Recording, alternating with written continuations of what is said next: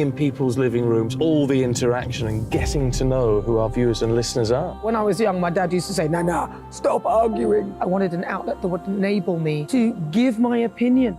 People are going through a really hard time right now, and I know that you don't feel like you're being listened to by the establishment. I came to GB News because it's the People's Channel, and I want the audience to have their say on the events of the day. We're dynamic. We do something different. Democracy shows that the wisdom of the nation is in its people. I get to travel to find out what the story is from a personal perspective. The British people aren't fools. We know when we're not being told the full story. We've got to work out how Britain moves forward from this. It's the best country in the world. The establishment had their chance. Now we're here to represent your views. Britain's watching. Britain's watching. Britain's watching. We're proud to be GB News. The People's Channel. Britain's news channel. I'm Jacob Rees-Mogg, the Member of Parliament for North East Somerset and a former government minister. For years, I've walked the corridors of power in both Westminster and the City of London. We need to have the arguments, the discussions on how we make it better. Crop failures, famine, war, suffering on a scale completely unimaginable. We are putting the cart before the horse. As Charles I said at the scaffold, he was the true defender of liberty. Yeah, I've completely derailed the conversation. Join me Monday to Thursday at 8 p.m. on GB News, Britain's news channel. The Dewbs Co, we tackle the issues of the day with real, robust debate, both sides of the fence, battling it out with me in the middle with my forthright opinions and views. And often really interesting things happen because you start with a position and then by the end of the debate you find actually, well, I might not have thought about that one. What we need in this country is 2 new political parties. You should maybe think about doing a 2024 calendar. I'm Michelle Dewberry and I'm keeping you company right through until 7 o'clock this evening. GB News, the People's Channel, Britain's watching. I'm Mark White. As GB News Home and Security Editor, I cover those key issues that are so important to you. Our authorities, our communities doing all they can to combat violent crime. With the public services under unbearable strain, why are we still failing to control our borders? Defence, the first priority of any government, has been continually hollowed out. Can we trust our politicians to protect the armed forces? Join me, Mark White, on GB News. Monday to Thursday, 9 p.m. till 11 p.m. Join me, Dan Wootton. I'll bring you the sharpest takes and hottest debates. Do you not believe in prison? I don't believe in prisons. I'm completely stunned. I guarantee you there'll be no spin, no bias, no censorship. I actually was personally quite offended by it. And no reason to go to bed. So I guess they've always been quite woke. That's Dan Wootton tonight on TV, radio and online. Monday to Thursday from 9 p.m. till 11 p.m. on GB News. The People's Channel, Britain's news channel. You've probably seen politicians interviewed 1,000 times, but we do it differently. We find out who they really are, we don't shout, we chat, and hopefully we bring a bit of light, not just heat. Did you know Kate Moss? Apparently. Do you have a pair of jeans or a pair of jeans? No, of course I don't. What would I do with them? My friends are like, oh my God, what's she doing now? Join me every Sunday at 6 for Gloria Meets, only on GB News, the People's Channel, Britain's news channel.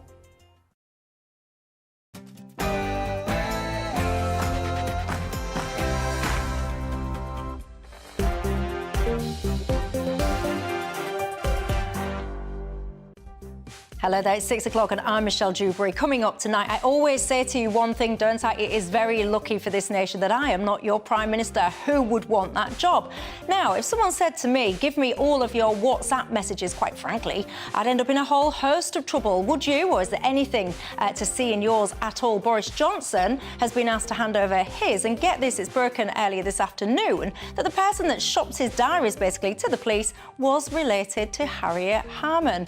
The plot thickens. Is there anything to see here? Some people saying stitch up, witch hunt, kangaroo courts. What says you? And the PCS union now saying that the civil service is institutionally racist. Also, PCS workers saying that they would go on strike if forced to implement the Rwanda plan. Give me a break. Meanwhile, other unions carrying motions saying that the government should butt out of Ukraine, stop arming them.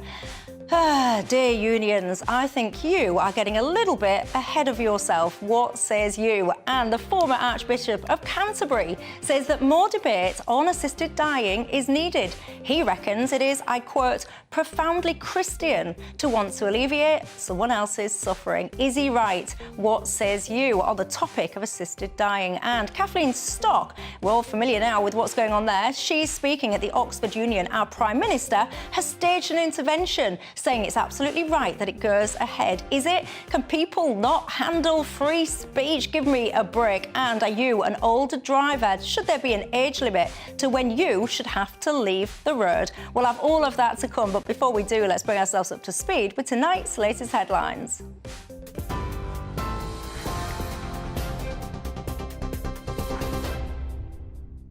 Michelle, thank you. Here's your top stories from the GB newsroom this evening. Downing Street has denied claims of a cover-up over the release of former Prime Minister Boris Johnson's WhatsApp messages to the COVID inquiry. The inquiry has now extended the deadline for the government to hand over the unredacted messages to Thursday. The Cabinet Office previously argued the material was irrelevant. Shadow Chancellor Wes Streeting says the Prime Minister isn't being candid. He says he wants the government to cooperate with the inquiry, but the government has been withholding information the inquiry's asked for. 1 minute the government says that the messages they have are immaterial, the next minute they're saying they don't exist. Well, which is it? And I'm afraid the Prime Minister's slipperiness today has given all the impression of someone who isn't fully committed to transparency, openness, accountability, which after all is really important not just for learning lessons, but also for those huge numbers of people out there who are bereaved and want answers. Well, the Prime Minister has defended the government's approach.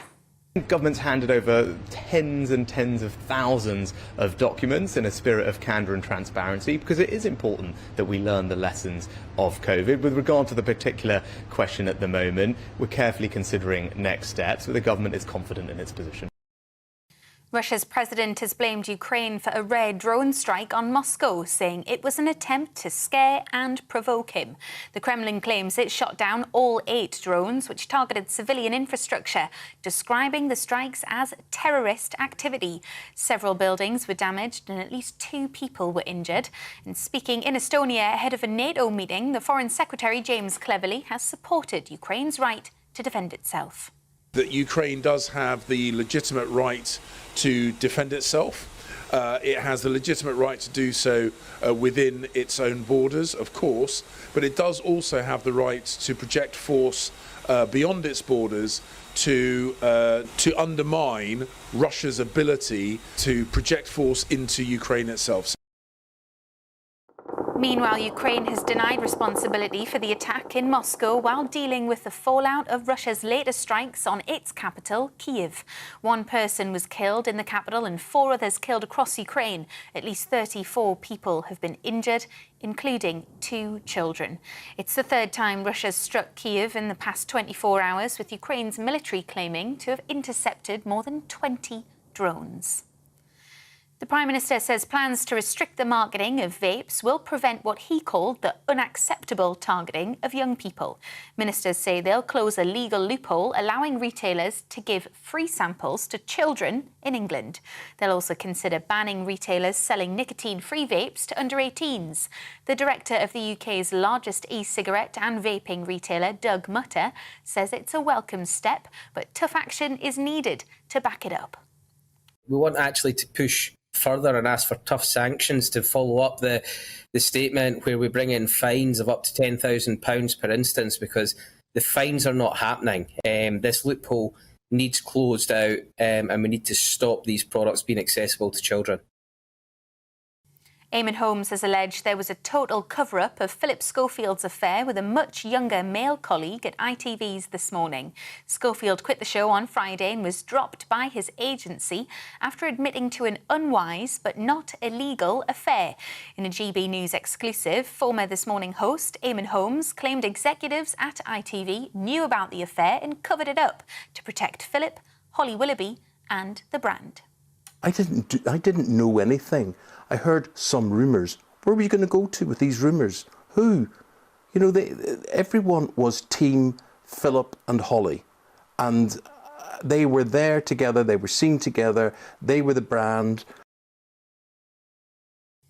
Well, in a statement, ITV confirmed it investigated rumours of a relationship between Schofield and a fellow employee, and that both parties categorically and repeatedly denied rumours, as did Schofield's agent at the time. And you can watch the full interview with Eamon Holmes on Dan Wootton tonight from 9 p.m. You're up to date on TV, online, DAB+ radio and on TuneIn. This is GB News. Now it's back to Michelle.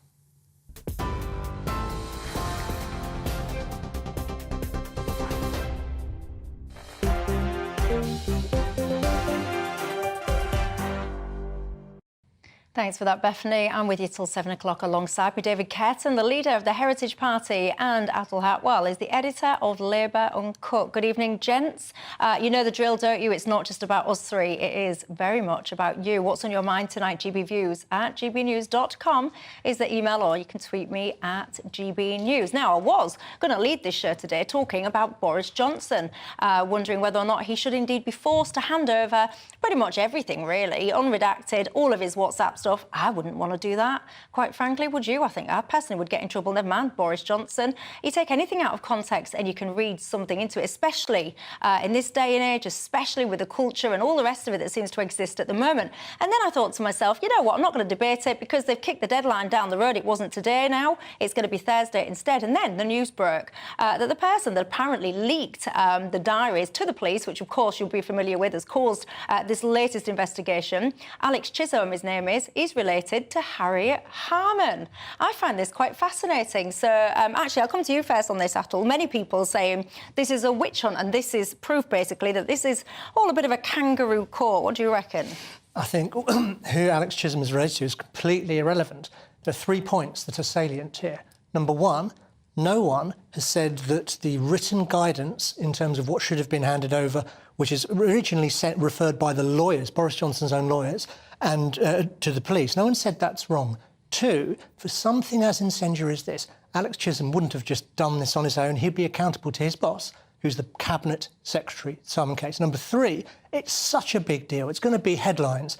This will go to ministers. So when Boris Johnson and his team say that this is a political stitch-up, they haven't been blaming the blob, they've been blaming Oliver Dowden and Rishi Sunak. There's an element there where it would have gone to ministers, because something as big as this, no civil servant does that on their own. His diary wasn't leaked. It was handed over as part of the established practice written down in the guidance, cleared by the Cabinet Secretary, cleared by ministers. You're a trusting man, Atul. Does he reflect your thoughts at home? I suspect some of you will have quite a different opinion about whether or not all of this is just coincidence and all of this is indeed just due process. What do you make to it? It's difficult to know, isn't it? Because he's in a position and he handed the evidence over to the police.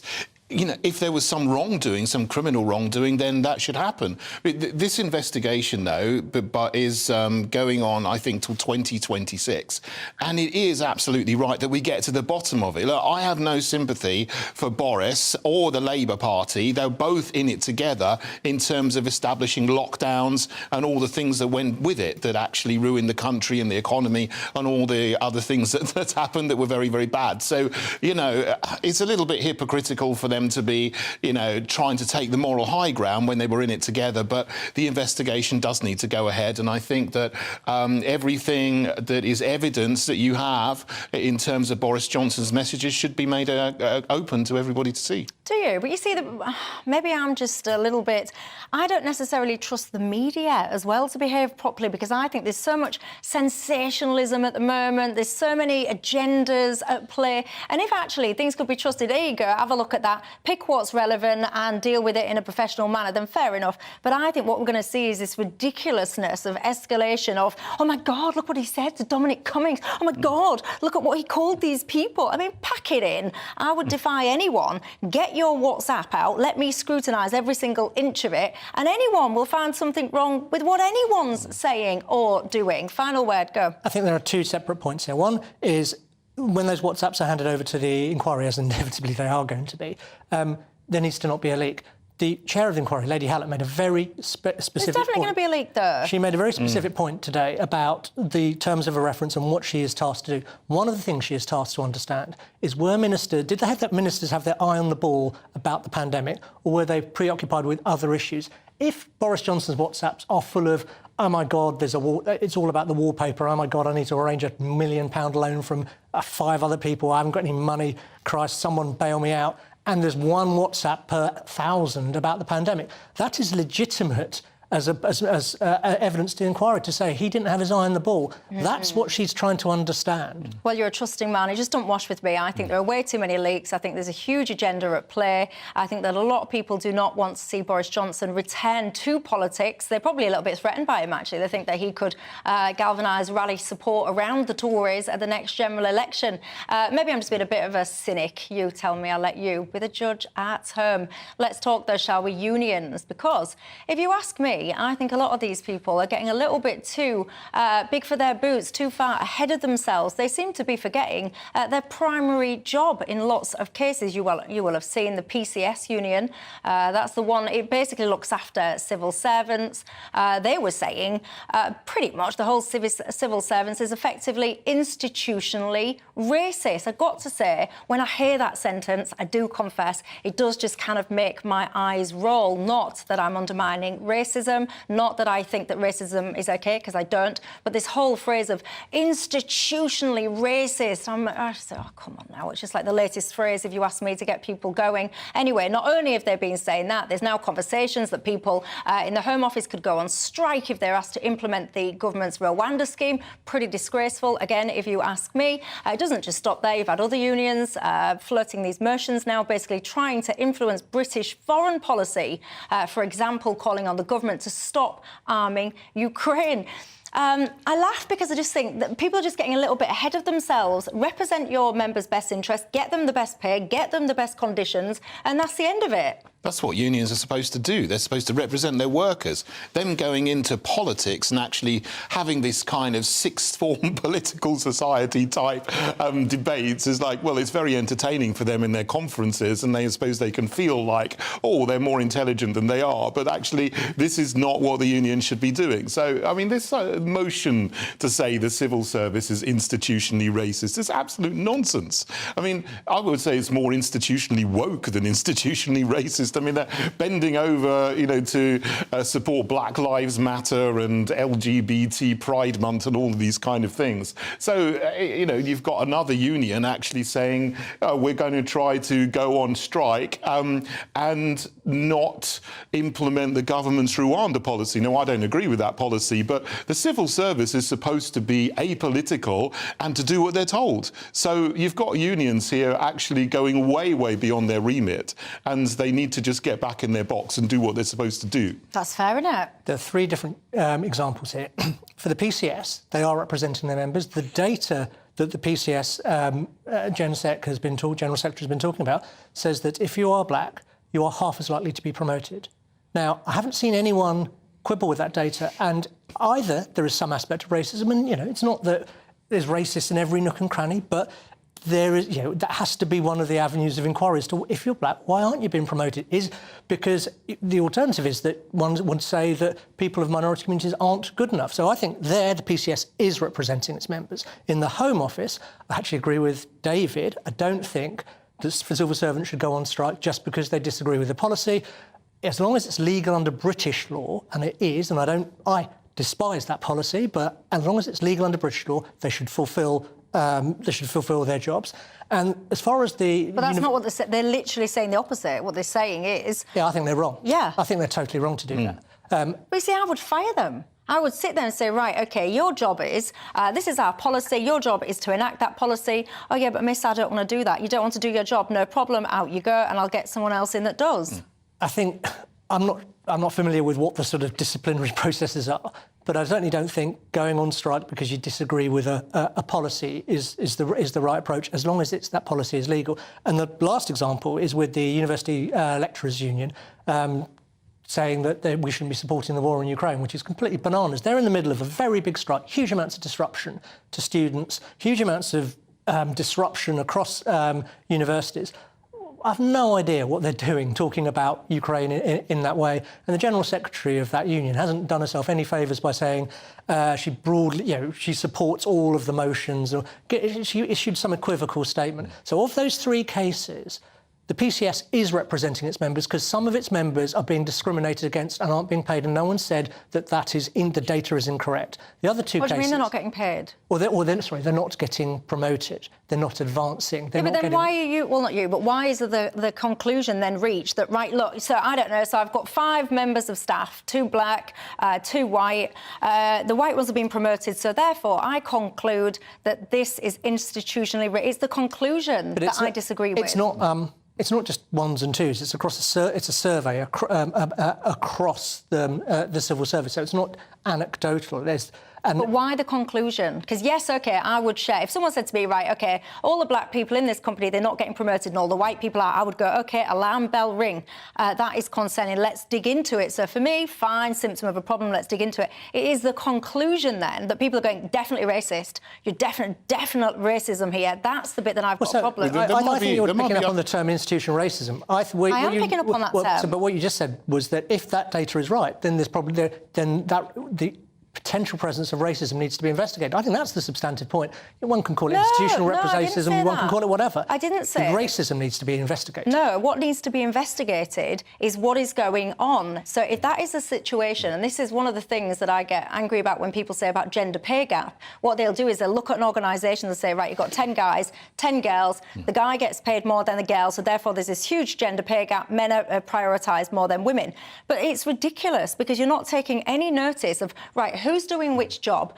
Who are these individuals? What are they doing? Who are they? What is going on? So I disagree with you. But I think the data that the PCS is talking about is normalised. It's not comparing an admin assistant to a permanent secretary. It's like for like, and it's a survey across the civil service. Now, I haven't got that data to hand, but no one has quibbled with this essential data that's driving the point. This story has come out today. I can't actually find the data, so I don't know the sample size of the data, whether it's large enough to be viable or whether it's just a very small sample size. I mean, the only thing I saw that it's over a 14-month period, but it doesn't tell you what positions they're going for, which levels of promotion. But there might be other very reasonable reasons for this. I mean, it might be that they're looking at the highest levels of promotion, and it might be that there are more people from one ethnic group coming out of universities that are more qualified to go into the very highest positions of the civil service, which is another issue. It might be just simply due to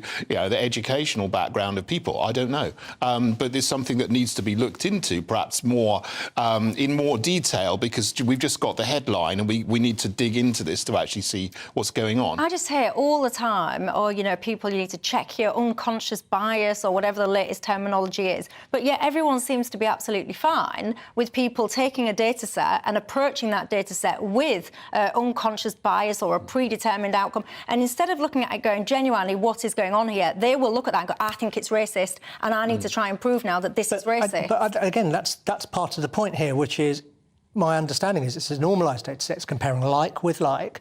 It's not just 3s and 4s. It's a survey across the civil service. And of the potential reasons why someone from a minority community is half as likely to be promoted, when you control for all the other variables, racism has to be... Yeah, we live in a society where there is racism. It would be mad to not think, to just completely discount it. Just this week, we had the evidence from the post office within the 2010s when they were investigating the terrible Horizon IT scandal. They were telling their investigators to classify people according to Chinese or Japanese type or Negroid type.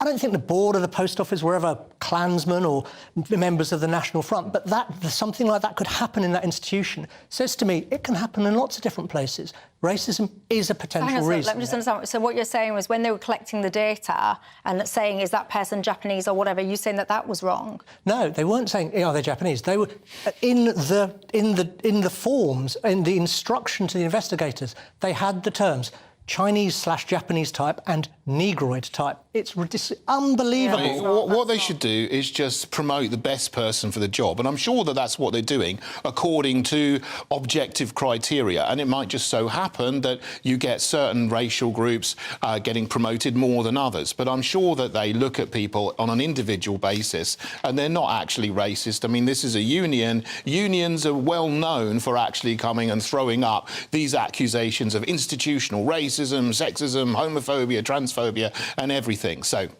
anyway, you can be the judge of it. In case you're sitting there thinking, how relevant is this? How many people are in unions these days? Apparently, get this, 22.3% of UK employees are members of trade unions. That number does seem to be in decline at the moment. Are you a union member? When you hear about the way that they're spending their time, I don't know, canvassing motions about Ukraine support and all the rest of it, do you sit there and go, yes, this is what I pay my subs for? Or do you sit there going, what are you doing? I don't pay you X amount per month for you to do things like that. Let me know your thoughts. You guys at home can have the final say on it. After the break, assisted dying. Are you in favour of this or not? Apparently, it's unchristian now, says a former archbishop, to let people suffer. He wants a bigger conversation on the matter. Would you support it or not?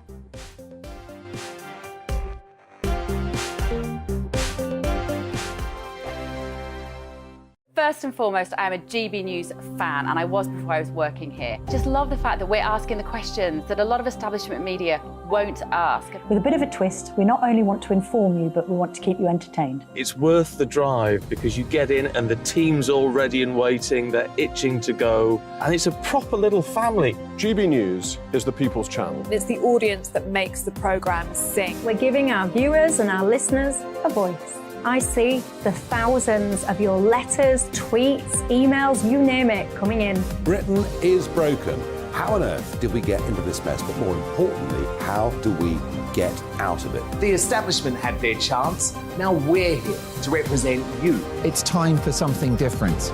It's time for GB News. I'm very patriotic. I believe in Britain. Our best days lie ahead. Britain's watching. Britain's watching. Join us here on GB News. The People's Channel. Britain's news channel.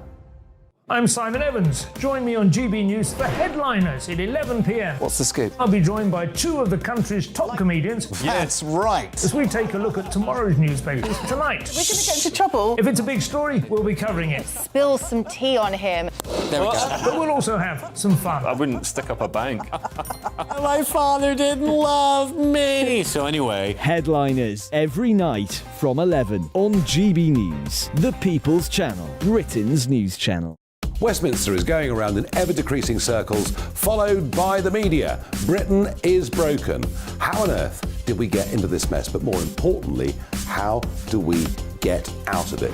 Join me at 7 p.m, Mondays to Thursdays on Farage, here on GB News. We will have open, rational debate. We've got to work out how Britain moves forward from this. Join us here on GB News, the People's Channel. Britain is watching. I'm Andrew Doyle. Join me at 7 o'clock every Sunday night for Free Speech Nation, the show where I tackle the week's biggest stories in politics and current affairs with the help of my two comedian panellists and a variety of special guests. Free Speech Nation, Sunday nights from 7 on GB News, the People's Channel, Britain's news channel. Monday to Thursday nights on GB News. At 6, it's Dewbs Co. 7 o'clock, Farage. At 8, join Jacob Rees-Mogg. And at 9, Dan Wootton Tonight, followed by Headliners on TV, radio and online. This is GB News. Every Sunday from 11, join Michael Portillo. There will be topical discussion, looking at the week before and the week to come. So kick back and relax at 11 a.m. on Sundays on GB News with me, Michael Portillo. GB News, the People's Channel, Britain's news channel. Radio.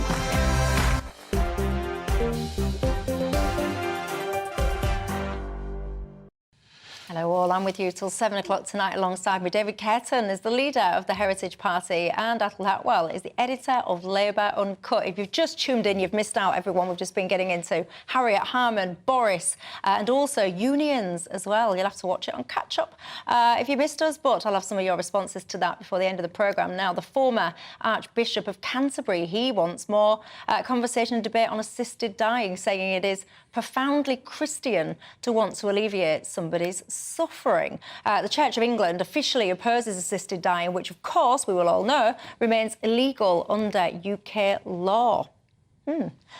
I have to say, just confession time, I absolutely support assisted dying. I think it is beyond cruel that we allow people to suffer against their wishes. You wouldn't do that to an animal, you wouldn't do it to a dog, but yet we do it to people against their will, and I think it's wrong. I agree. I think particularly as a function of the advances in medicine, where medicine can prolong life, but not necessarily quality of life. And where people have chronic conditions, terminal illnesses, this is an increasingly a choice many people will face. I've got friends who helped a friend go to Switzerland and pass in the manner that she chose. She was absolutely crystal clear of when and how she wanted to do it. It was illegal, and they risked breaking the law to support her wishes. But this is something, these are choices that lots of us are going to face more and more as medicine enables longer life, but doesn't necessarily support quality of life. Well, yeah, there's a difference between, very simply, between living and existing. Yes, you might be able to exist for decades longer, but if you're incapacitated, you've got someone, wiping your bits and pieces, your dignity's gone, you don't have a quality of life, and you choose not to be here anymore, I firmly believe it should be your choice. I completely disagree with that argument about assisted dying. I wouldn't call it assisted dying. It's actually killing people. It's euthanasia. And I'm very surprised that George Carey, the former Archbishop, is coming at this and saying, from a Christian perspective, that he supports assisted dying or mercy killing as it is. Now, I totally agree that it's Christian to want to end suffering or alleviate suffering. You don't want to make people suffer, absolutely. But what he doesn't mention in there is anything about God, anything about the Bible, anything about Christian orthodoxy on tradition and teaching, which completely is against killing, murder, which is what it is. And, that might be not murder, is it? Murder. You're taking someone's life against Well, you are. This is talking about people who are not able to end their own life. They're not able to make the choice to commit suicide, if you like. Because they don't have control of their body, but their mental you're killing them. Yes. You're killing someone. So, for example, people go off to Switzerland, to Dignitas, whatever, they're given a poison, and they end their life. Now, this is against all kinds of Christian orthodoxy completely. So it's very surprising that George Carey has said that. But there's a point here about catching up with the modern world. Medicine has sort of when this teaching and this, and it's not just Christianity, it's across all the world religions. This is a kind of common theme. But this teaching and these was sort of formulated in a time when we didn't have modern medicine in the way it is, and we don't have the nature of choices where, as Michelle says, you can exist, but it's not living, and your existence can be prolonged for years and years and years and despite your explicit wishes. Now, there need to be safeguards. You can't just... Yeah, definitely. And you need to be clear on someone's wish, and they need to be of sound mind and sound reason and all the rest of it. But I think the balance has tipped from, a few years ago, from the 80s or whenever the 90s to now, when medicine is so advanced and so many more people are in that situation. And we have means of ascertaining people's will. But I would want to be able to choose when to end my life. So who are you to tell me that because of your religious belief system, I can't do that? Well, the law says that as well. Yes, but I would campaign for the law to change. Well, I would campaign for it to stay the same because, who are you to tell me? So if I'm in pain, distress, I've made that decision with a sound mind, but my body will not allow me to enact my choice. Who are you, if we can get it changed in the law, who are you, because of your religious belief, to tell me that I've got to exist in pain with a loss of dignity?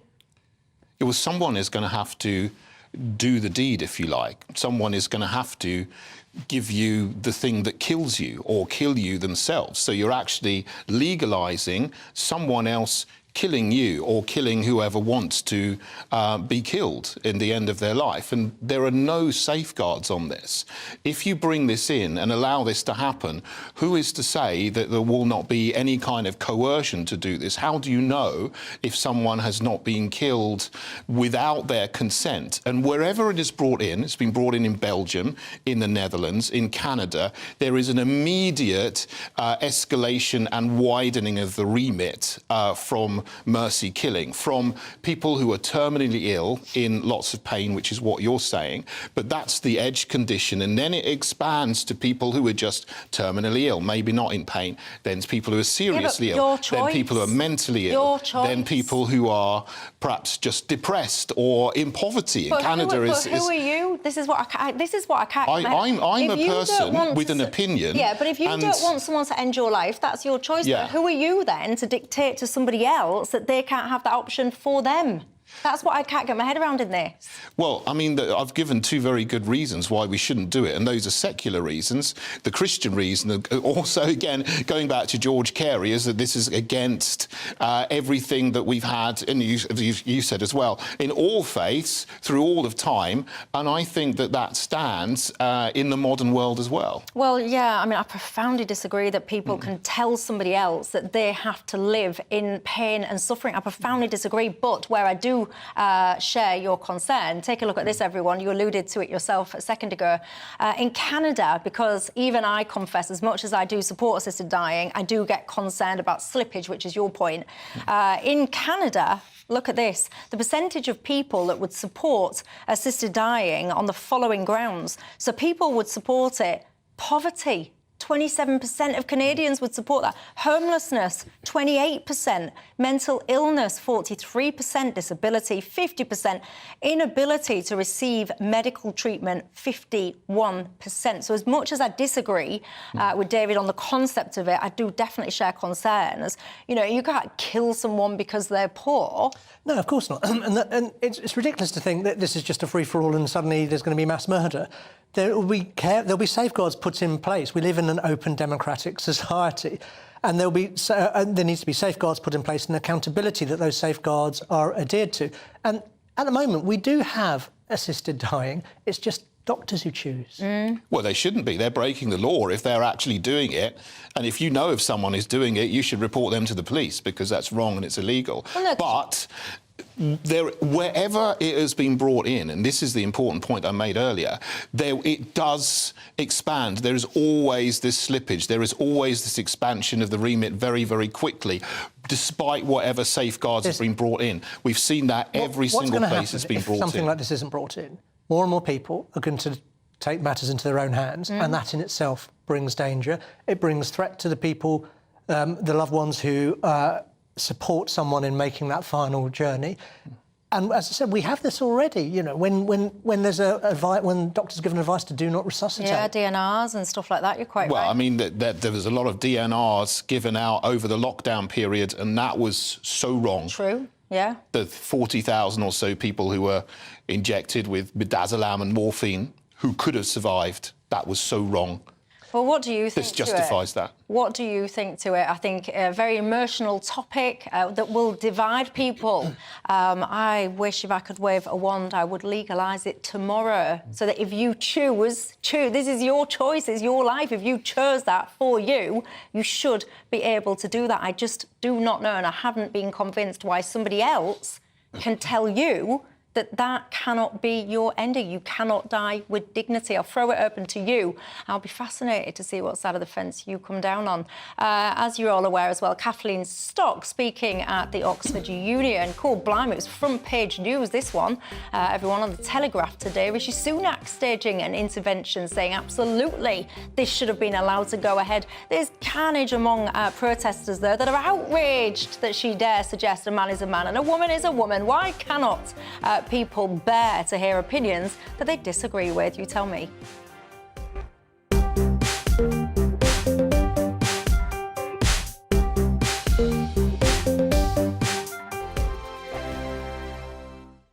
It's all about family, being in people's living rooms, all the interaction and getting to know who our viewers and listeners are. When I was young, my dad used to say, "Nah, stop arguing." I wanted an outlet that would enable me to give my opinion. People are going through a really hard time right now, and I know that you don't feel like you're being listened to by the establishment. I came to GB News because it's the People's Channel, and I want the audience to have their say on the events of the day. We're dynamic. We do something different. Democracy shows that the wisdom of the nation is in its people. I get to travel to find out what the story is from a personal perspective. The British people aren't fools. We know when we're not being told the full story. We've got to work out how Britain moves forward from this. Is the best country in the world. The establishment had their chance. Now we're here to represent your views. Britain's watching. Britain's watching. Britain's watching. We're proud to be GB News. The People's Channel. Britain's news channel. Join me, Patrick Christie's, Monday to Friday, 3 till 6. We tackle the day's news agenda like you've never seen before. It's high tempo, high octane, the most controversial topics, and the best guests. You will not be able to take your eyes and ears off it. I'm not afraid to ask the questions that you really want answered. 3 till 6 p.m, Monday to Friday on GB News, the People's Channel, Britain's news channel. Join us every night on GB News at 11 p.m. for Headliners, which is 3 top comedians going through the next day's news stories, which is exactly what you need, because when the establishment has gone crazy, you need some craziness to make sense of it. So join us 11 p.m. every night on GB News, the People's Channel, Britain's news channel. Join me, Camilla Tominey, on Sunday mornings from 9:30, taking the politicians to task and breaking out of SW1 to see how their decisions are affecting you across the UK. Bursting the Westminster bubble every Sunday morning, only on GB News, the People's Channel. Britain's watching.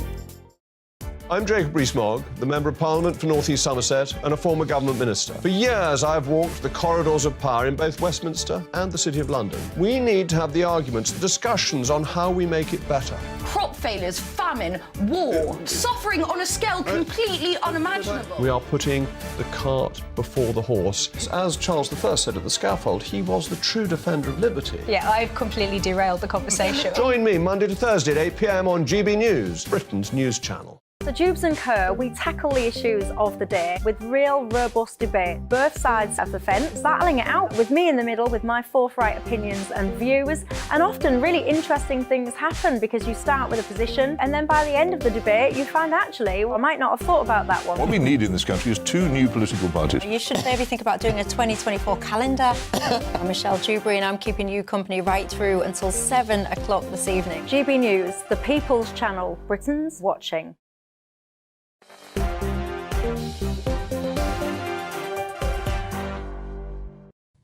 Hello there, I'm Michelle Dewberry with you till 7 alongside me David Curtin, the leader of the Heritage Party, and Atul Hatwal is the editor of Labour Uncut. We've just been talking about assisted dying and whether or not it should be legalised in this country or not. Fair to say, quite a bit of strong disagreement in this topic. Arlene says, I watched my lovely dad suffer for the last 4 years of his life. I would have gladly helped him end his life. He lost all of his dignity. And she says it terrifies her that she will end up in that situation. Nigel says there'll be plenty of people that think let's bump off Granny because she's minted. He says it is absolutely bizarre that anybody in this society would advocate for assisted dying. It really is divided. Janice is saying you wouldn't trust people to be able to make this decision. You think it'd be manipulated because of things like waiting lists. Matt says he would worry about slippage of boundaries. Sally says yes, it definitely would need regulation. Jane says you don't let animals suffer like that, so why would you let humans suffer? We went off-piste in the break as well, David and I, because then we got onto abortion and I was saying, well, you know, people's bodies and people's lives, and you were saying that you disagreed with that as well. Yeah, I'm pro-life. I totally agree with the right to life of our unborn child. And when it was brought in, I don't agree with the Abortion Act 1967, but when it was brought in, it was promoted on the basis that it would only be a few hundred people a year would be aborted. But now it's 230,000. Yeah. It's gone beyond all the scope that it was originally said that it would be. So, you know, maybe this is a debate for another day, because I just cannot comprehend. Yes, I respect people's right and choice and all the rest of it. If you're anti-abortion, you know, good for you. I respect your religious belief and all the rest of it. I just draw the line when you then start telling me what I've got to do and what I can do with my own body to appease your religion. But anyway, look at the time it flies. I could get into this one. That would get fiery for sure. But I'll leave that one, I think, for another day so I can do it properly.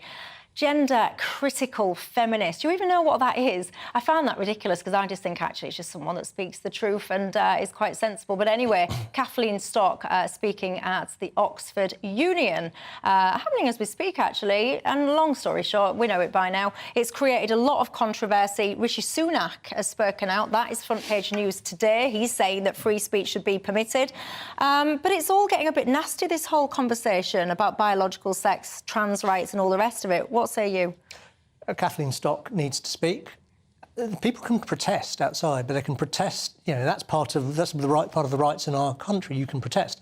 You can't stop her speaking. Her views are actually reasonably moderate. She's not saying anything terribly extreme, and actually, this is within the realms of debate. It's not kind of on the fringe. But I'll make one point. Free speech is very important, and it's good that Rishi Sunak has said he backs it here. But I'll note, just last week, there was an international weapons expert, Dan Cazzetta, who was no-platformed and cancelled from speaking about his speciality, which is around nerve agents, at a Ministry of Defence conference, because he happened to say a few mean things about, I don't know, Brexit, and he's a Lib Dem. Now, free speech cuts both ways. The test of free speech is, will you support people that you don't agree with? And I think that is often quite interesting. I think Kathleen Stock should have the right to speak. I'd also argue that, you know, the other side, people who are making the opposite case, have the right to speak, and the people who are protesting have the right to protest, but not to stop her. Yeah, I think you're quite a pathetic individual, actually, if you cannot handle hearing an opinion that you disagree with. It strikes me as so odd. Anyway, David. Yeah, and the vast majority of people who get cancelled are people who have these kind of very sensible opinions and traditional opinions, such as there are two sexes, male and female, and so, no, you can't change your sex. David, would you support? Would you then criticise the government for cancelling Dan Cazzetta for his views? Yeah, he's an expert on nerve agents and I honestly don't know anything about what he stands for and what his views are. So he criticised the government on Twitter. It depends on what conference he was going to, but I mean, he should have the free speech to say what he wants, of course, you know. But getting back to Kathleen Stock, I mean, it's unbelievable that we're even having this argument and people are trying to cancel her just for standing up for scientific truth. I mean, 5-10 years ago, this would have been regarded as absolutely insane, but this is where we are now. We've got snowflake activists going and screaming at her and saying, oh, we need a safe space in case we're distressed because of her views, even if they don't go in and see her. You know, I think a lot of this is just attention seeking, and it's just trying to, I don't know what it is. It's inverting just normality and trying to bring in something that is like out of Orwell's 1984, that you have to deny the evidence of your own eyes and of your own brain. It's like the Emperor's New Clothes. That's what it smacks of to me, that a lot of this topic. But it's so nasty and it's so aggressive. And in many cases, it gets quite violent. And often, you know, the young people. And then I think to myself, oh, what are the parents doing with these young people? Because if that was my child who literally couldn't handle hearing an alternate view and needed to go and have therapy because someone said something to him that he didn't like, and I'd be having serious words, and I'd be looking in the mirror as well and saying to myself, what have I done that I've created this child, this young person, who is like this? But they're indoctrinated. They're indoctrinated in schools, they're indoctrinated in universities. You've got this new subject, relationships and sex education, that the government has brought in England, Labour's brought it in Wales, the SNP's brought it in Scotland, and they're teaching kids all of this trans ideology. You've got children's picture books where we used to have like Ladybird books and, you know, nice old stories like, you know, Enid Blyton and so on. Now we had a good debate about that one time. But you've got these picture books now that are just propagandising this trans ideology, and they're getting kids very, very young, and it's entirely appropriate to be able to say, to have, at the right age for education, to say, Some people are same-sex attracted, some people have different gender identity. That's entirely appropriate because where it goes, if one goes too far down the other way, you end up in a situation like in Florida where books are banned. Well, I disagree, because there is no such thing as gender that is different to sex. This was all made up, starting with John Money in the 1950s, who did lots of very unethical experiments on children, and one of them sadly committed suicide after he'd done the experiment on them. It was then promoted by Judith Butler, and now it's mainstreamed, and it's going into schools, and it's confusing kids, and that shouldn't happen. Well, do you have kids, relatives, your own kids, your grandkids? I don't know. Do you get concerned about these matters? And are you one of the parents of one of these children? Because I think you do have to look inward if your child is intolerant and cannot handle a different opinion. I'm sure you'll tell me your thoughts on that one in all the usual ways. I'll have a quick break. When I come back, all drivers, should there be a cut-off when it comes to age before you need to get booted off the road or not?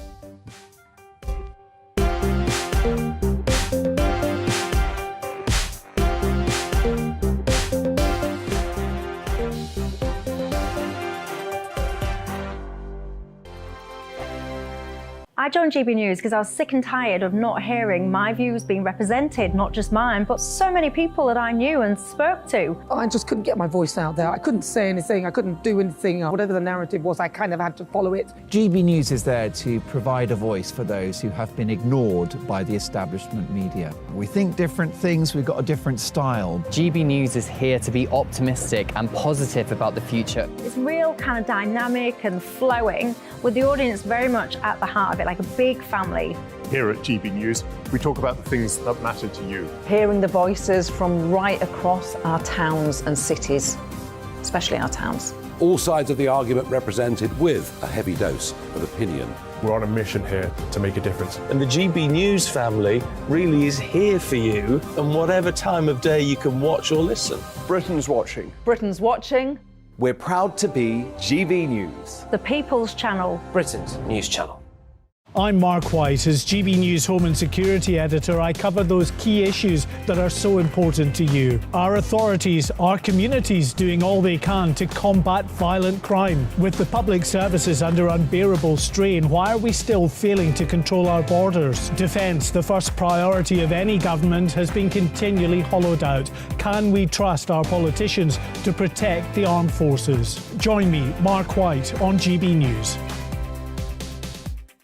Monday to Thursday, 9 p.m. till 11 p.m. Join me, Dan Wootton. I'll bring you the sharpest takes and hottest debates. Do you not believe in prisons? I don't believe in prisons. I'm completely Right. stunned. I guarantee you there'll be no spin, no bias, no censorship. I actually was personally quite offended by it. And no reason to go to bed. So I guess they've always been quite woke. That's Dan Wootton tonight on TV, radio and online. Monday to Thursday from 9 p.m. till 11 p.m. on GB News. The People's Channel, Britain's news channel. You've probably seen politicians interviewed 1,000 times, but we do it differently. We find out who they really are, we don't shout, we chat, and hopefully we bring a bit of light, not just heat. Did you know Kate Moss? Apparently.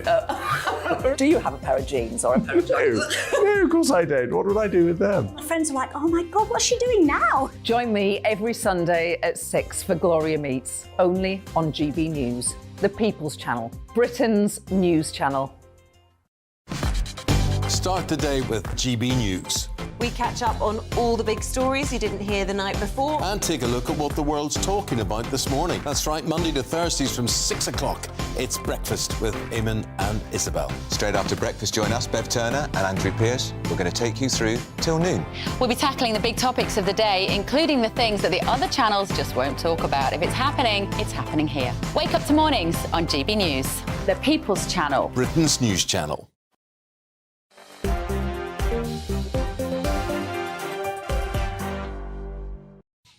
Hello there, I'm Michelle Dewberry. David Curtin, leader of the Heritage Party, is alongside me, as is Atul Hatwell, the editor of Labour Uncut. We're still going on about the assisted dying conversation. We are in the break anyway. Elderly drivers, are you one of them? They apparently are dominating the roads. 200,000 people increased by. That is the number of people over the age of 70 who hold a licence, giving us a total of elderly drivers almost 6 million. Apparently, drivers over the age of 70 cause the most so-called failing to look accidents. They've got to have their licence renewed every 3 years. I don't even think that's enough. I think that when you do get to a certain age, I think that you should perhaps have to do annual licence checks. Well, the licence just comes through automatically from DVLA. I mean, you have to apply for it and then they give you a new one. I think there's a different issue there about retesting someone, needing to do a new driving test every 3 years. I mean, I don't think that they should have to do that. I certainly don't think that they should have to do a driving test every year. Look, if someone is found to be, driving dangerously or causing an accident, get them on an individual basis and make them do a driving test. But I don't think you should have a blanket requirement for someone when they get to 70 to have to do that every year. The flaw in my argument, by the way, is good luck trying to get your licence assessed with the backlogs and all the rest of it as it stands today. Anyway, I think you should have to have. You should be retested, but I wouldn't just confine it to people who are 70. I think there's, people who passed their test in the 80s and the 70s who aren't in their 70s now. You pass your test when you're 17. You can go decades driving and the world completely changes. There's loads more cars. There's completely different rules. I think there's probably something around the metric is gap since last test. You can't go more than a decade since your last test, and maybe it gets more frequent as you get older, but it'll keep people more attentive to the changes. I used to live next door to a very elderly couple when I was a kid, and they used to drive this three-wheeled car, what they call like Robin Reliance or something. Yeah. And Only fools and horses. Yeah, it used to go so slowly. It could struggle to walk, struggled with mobility. And then he used to get into this car, and I said, what would you do if a kid ran out in front of you and you needed a really, really quick response to it? And I think that is the example that's always stuck in my mind. Jenny, on the assisted dying thing, says, I've got terminal cancer and also a strong Christian faith. I believe that with the right safeguards in place, assisted dying should be allowed, she says. We play God with modern medicine all the time, and it's barbaric to refuse people who are dying in great pain. They should be allowed to make that choice. That one really has divided you massively, I would say, down the middle. As many of you for it as you are against it. I don't know if it'll change anytime soon, do you? I hope that it would. By the way, did you see the pictures? I have to just say, this made me laugh. The pictures of Cooper's Hill cheese rolling race in Gloucestershire. I do love these kind of British events. It is often it does seem like kind of grown men getting involved in this kind of stuff. And I just think it's so... I find it funny. I don't know what is wrong with me, but I find people falling over, I do. It just makes me laugh. Anyway, when you have stuff like this, people getting in touch saying that these things should be banned. There's loads of them. It's not just cheese rolling. There's ones where you have the balls. You might have seen it. This is, it's on the screen now. I mean, look at this. One of these events, it got towards the end. It's just basically, if you're listening and not watching, it's basically men battering each other. They're just beating each other up. They've had to board up all the shops. They don't care. They're ripping their tops. They're gouging at each other, all for the glory of the ball. Do you think these kind of events should be banned or not? No, I think there's a point of common sense and personal responsibility. If you want to basically get into a big ruck and you're not going to complain when you get a black eye or a bit of or a broken arm or whatever as a result, that's fine. The only point I would make is that if we get basically 80 people rocking up to A&E, blocking people who have been in a road accident, I think that's more problematic. But where you've got it's a one-off event, it's individuals, fine. As long as no banning for you. Do you think we should ban them? No, these are great fun and they've been around for years and years. I certainly shouldn't ban these things. People who go into them, they do it at their own risk. Let's carry on with them.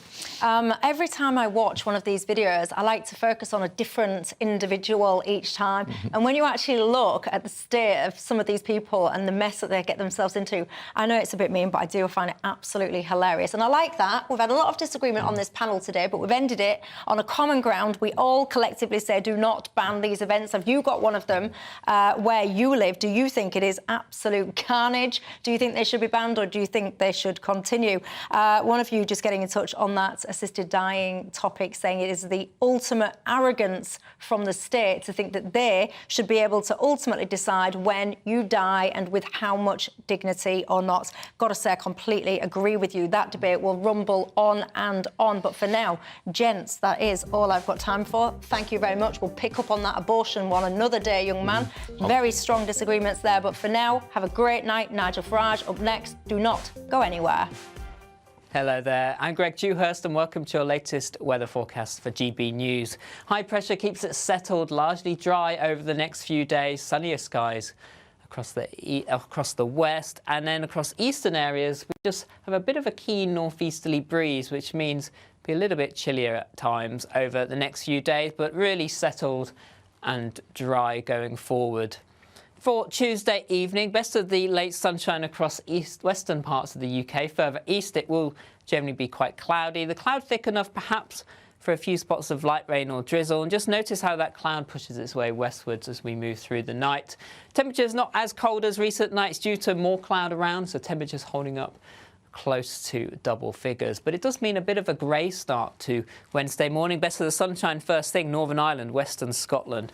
And then as we go through the day, this cloud should slowly start to lift and break and push a little bit further back eastwards. But just notice how this stretch of cloud across the Midlands, South Wales into the West Country hangs on. Some uncertainty with this, but could be a little bit cooler day here compared to Tuesday. Best of the highest temperatures across in that sunnier zone across Scotland, where we could see highs around about 25 degrees.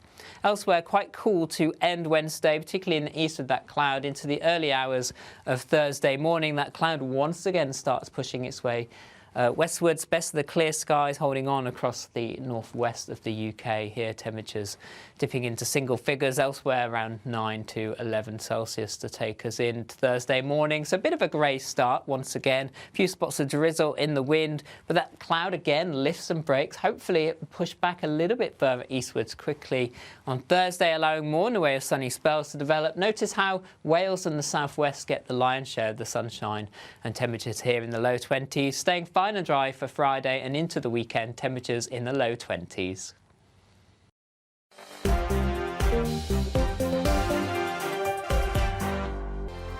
First and foremost, I'm a GB News fan, and I was before I was working here. Just love the fact that we're asking the questions that a lot of establishment media won't ask. With a bit of a twist, we not only want to inform you, but we want to keep you entertained. It's worth the drive because you get in and the team's all ready and waiting, they're itching to go, and it's a proper little family. GB News is the people's channel. It's the audience that makes the programme sing. We're giving our viewers and our listeners a voice. I see the thousands of your letters, tweets, emails, you name it, coming in. Britain is broken. How on earth did we get into this mess? But more